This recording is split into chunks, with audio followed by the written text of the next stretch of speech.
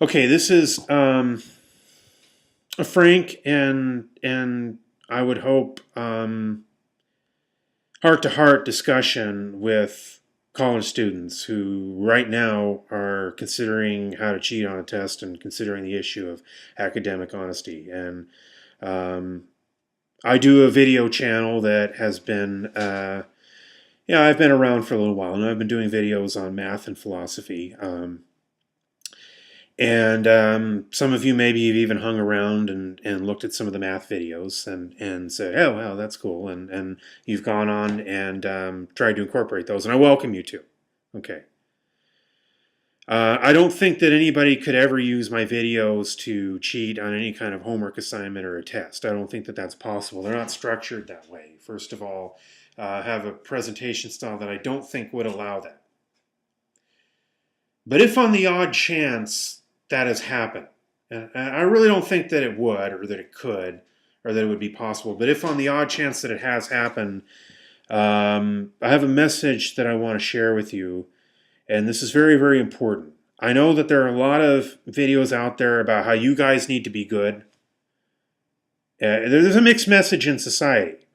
Because on the one hand, there are a lot of videos out there about how you guys need to be good and you guys need to shape up and 70% of you are cheating and you're bad and we were all good at your age. Yeah, right.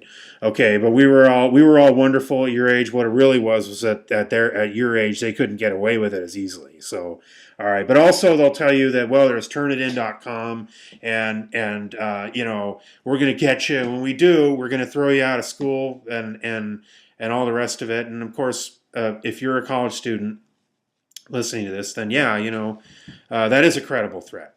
But there's a mixed message.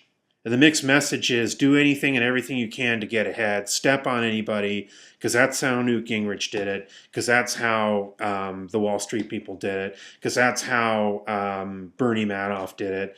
And, that's the mixed message right there, right? And especially in maybe business schools or whatever, that those CEOs who managed to get away with all these bonuses, that's great, that's wonderful. Because in destroying the working class, they've done good work, and so they should get these bonuses.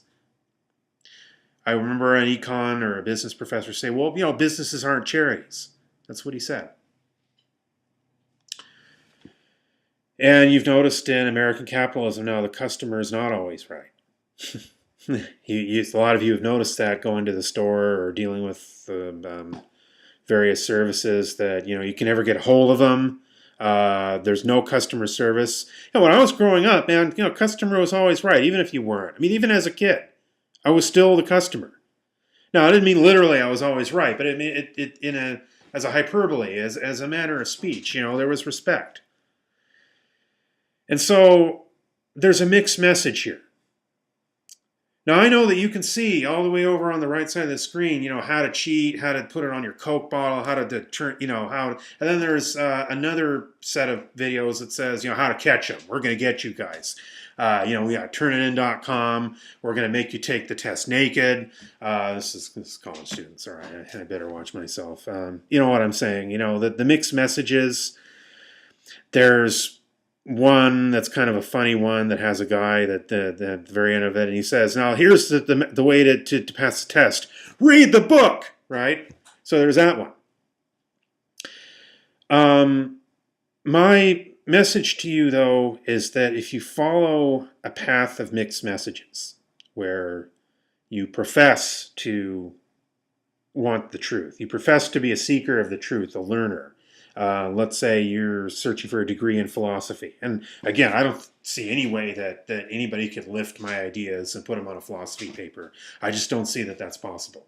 Or let's say you're doing a degree in math, in which case I would say that if you're looking for a proof of something or other, I think, you're studying the proof the professor shows you. I mean, I don't think it's possible with my videos, but on the odd case that it is, then here's what I would say. To profess to be a seeker of truth, but then to deny the search for truth, to say that the search for truth is meaningless, that all these material goals are that much higher than the search for truth, makes you a divided person. I'm talking about you. Yeah, sure, you're hurting everybody else. You're raising the average unfairly. But let's say that you studied hard and you chug-a-lugged it. You would still raise the average, right? So that's not a good argument. And a lot of you may even justify it by saying, yeah, and also in this way I'm helping everybody else. Okay, and frankly, even if my videos are just junk to you, I still give you this message if you're considering some form of academic dishonesty or anything like that. And that is, it's not a good argument against it, because I think the real argument against it is that, again, if you profess to be a seeker of truth, which is the most important value in a lifetime, they can take away from you your house. They can take away from you your wife, right? Because I'm going to get the trophy wife or the trophy husband. Society has a way of applying pressure on, especially the spouses of seekers of truth.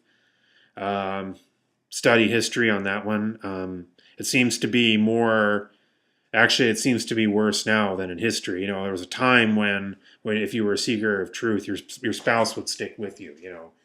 Let's say Garrett Cantor, okay, his spouse stuck with him.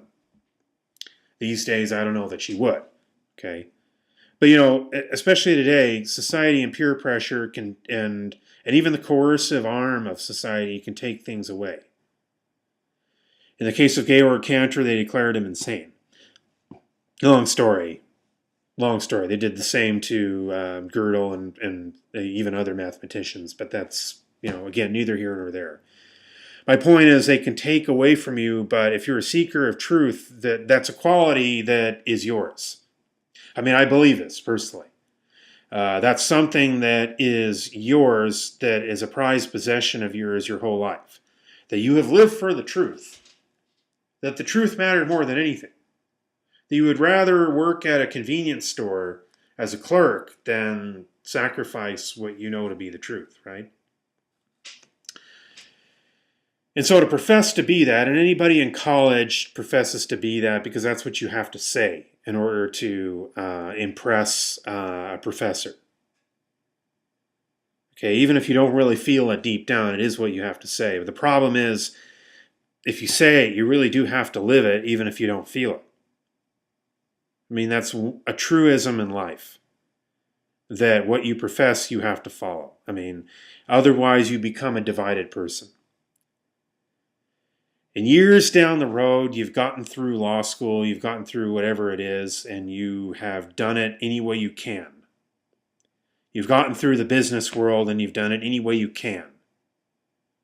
You've made a name for yourself. You've become a politician. You've gotten the photo ops. You have the wife. You have the mistress. You have the campaign contributions. You have the Supreme Court in your pocket. I can't say that this isn't the real world, because the more I study the real world, the more it seems like it is. I can't say that you will get caught. But what I can say is at some point you die. I'm not talking about your time of death. I'm talking about you die as a person. Anything, if you're listening to what I'm saying and you're hearing what I'm saying, then you're a person. If you're just a dead person walking, then my words won't have any meaning for you. But if you're a living, breathing soul, yes, I know that maybe you're studying a subject that you don't find that interesting. Yes, I know that maybe you do find it interesting, whatever the case may be. Maybe you're working 5 jobs and you have 5 different loans. That could be. I don't want to minimize that. We've all made human mistakes in going through this world. But at the end of the day, if you make a life that's centered around dishonesty, and trust me, one act of dishonesty leads to another, at some point you die as a person. Please come and enjoy my videos. Please come and have an interest in this. I don't think my videos have any kind of can be used for that way, but I just want to get this message out there. I'm happy that you watch this. If you've made mistakes in the past in this way, doesn't mean you have to in the future, right? I mean, maybe make this day. Maybe it was good that you went and sought how to cheat on a test, because maybe this message caught to you, and You'll just do it the right way, and even if you don't do so well, you'll be able to live with yourself.